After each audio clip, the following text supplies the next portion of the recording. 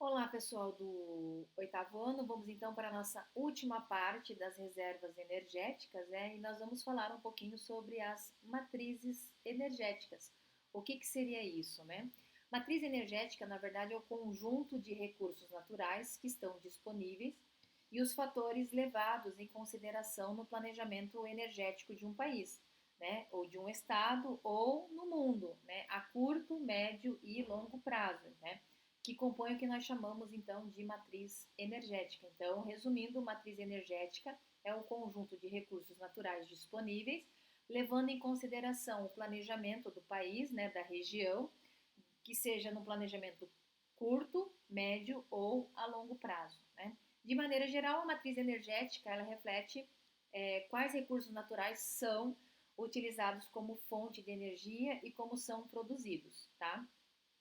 O Brasil, ele apresenta uma matriz energética com relativo equilíbrio entre recursos naturais renováveis e recursos não renováveis, tá? Se a gente olhar essa imagem, nós temos aqui, ó, não renováveis, como aqui, ó, outros não renováveis, urânio, carvão mineral, gás natural e o petróleo, certo?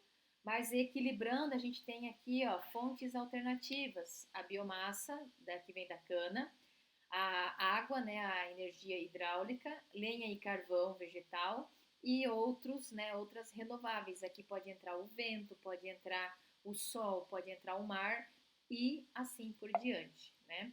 Aí nós temos lá, se comparada a outros países, a matriz energética brasileira é uma das que tem maior utilização de recursos renováveis. Olha lá, se a gente olhar nessa imagem, o Brasil, ele tem lá 45% é renovável e 55% ainda é não renovável. São aqueles combustíveis fósseis. E o mundo, a gente tem aqui, ó, 14% renovável e uma grande quantidade ainda, então, utilizando, né, de forma não renovável. Então, o Brasil, traduzindo em miúdos, ele aparece bem na fotografia aí, tá? A gente já tem quase que um equilíbrio entre os renováveis e os não renováveis, tudo bem? Olha lá, conforme pode-se observar, há muitos recursos, né, na matriz energética brasileira, mas aonde eles são utilizados? Eles são utilizados aqui nessa imagem. A energia proveniente desses recursos, ela é direcionada a vários setores e de diferentes maneiras. Então a gente pode usar o transporte, como 32%, a indústria 30%, o setor energético, né, que também precisa de energia para funcionar, 11%, as residências 10%, os serviços 5% e a agropecuária aí 4,9%, certo? Então a gente entende que os transportes, né, utilizam cerca de 32,7% da energia, né, na matriz energética, e sendo cerca de 25% dos recursos renováveis, como o etanol, né, e o biodiesel, dentro dos combustíveis, e cerca de 75% não renovável, como a gasolina, o óleo diesel, a querosene e assim por diante. Tá? Então, essa imagem vem traduzir aqui para nós informações bem interessantes, né? Aí nós vamos abrir parêntese para falar justamente sobre essa matriz energética de 2018. Muitas pessoas confundem o conceito de matriz energética com o de matriz elétrica. Vamos entender a diferença. A matriz energética está relacionada aos recursos naturais disponíveis e utilizados nos diversos setores de um país ou de um estado. Já a matriz elétrica trata apenas do conjunto de recursos naturais que são utilizados na geração de energia elétrica. Então, eu posso entender que matriz energética é algo grande, né? E a matriz elétrica é uma parte dessa matriz grande. Tudo bem? Então, isso que a gente tem que entender. Olha lá, no Brasil, né, a nossa matriz predomínio da hidráulica, 66,6%.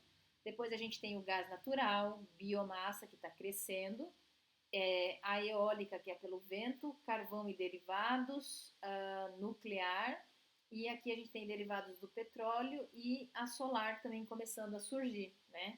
Então isso é muito bacana. Quando a gente compara com a matriz de 2019, a gente também começa a perceber que algumas começam a aumentar. O sol, né, a energia solar aumentou, a hidráulica deu uma diminuída, o gás natural, né, a eólica, a biomassa, ou seja, tudo isso vai sendo um pouquinho alterado. A tendência dessa alteração é a gente sair de um não renovável, né, como aqui os derivados do petróleo e do gás natural, por exemplo, para aqueles que justamente são renováveis, como a água, o vento, a biomassa, o sol e assim por diante, tá? E aí nós temos aqui o último parêntese que eu quero abrir, que são os recursos naturais utilizados como fonte de energia para o setor de transporte. Então, esse gráfico de consumo, né, no caso dos transportes, mostra as diferentes fontes de energia da matriz energética brasileira. Então, olha lá, o quanto que a gente consome de energia, né, de combustível no transporte. Nós temos uma grande quantidade aqui de óleo diesel, tá? Que aí entra o que? É, caminhonetes, entra caminhões, ônibus e assim por diante. A gasolina, 25,3%, óleo etanol já quase equilibrando com a gasolina. Aí nós temos o biodiesel, a querosene, o gás natural e assim por diante. Tá? Então, isso aqui está mostrando isso para nós. Bom, o que eu queria falar com vocês era isto. Este módulo ele fala, né, da questão da energia, né, dos recursos energéticos e termina com a matriz energética, né, explicando aí a função dela. E eu aguardo vocês então numa próxima oportunidade. Tchau, tchau.